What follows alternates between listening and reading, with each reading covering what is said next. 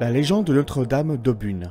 Le prieuré de Notre-Dame d'Aubune se dresse solitaire au pied de l'oppodium du plateau aride de Durban. Ce petit ermitage romane au clocher carré, caractéristique qui sortent de pilastres cannelés et de colonnes sculptées, aurait été implanté sur les ruines d'un antique culte païen.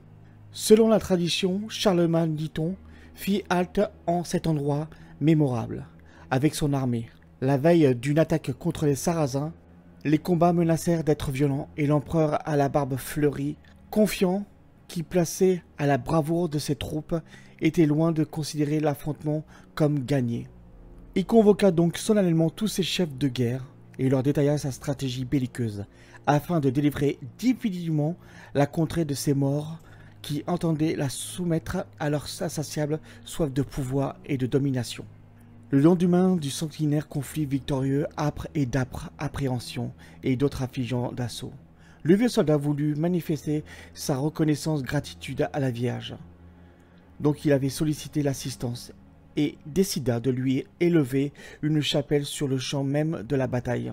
Mais le diable, fort irrité par la construction du sanctuaire, voulut précipiter sur l'édifice un énorme rocher, qu'il arracha rageusement à la montagne à l'aide de sa fourche. La Vierge, alertée par un formidable grondement de tonnerre et une insupportable odeur de soufre, sortit alors de son église et arrête le gigantesque roc sur le champ, de la pointe de sa quenouille. Depuis ce bloc de pierre, à la silhouette menaçante est resté accroché à la falaise dominant l'oratoire. Il contribue conséquemment à la continuelle commémoration de l'impériale reconquête sous l'œil bienveillant du firmament.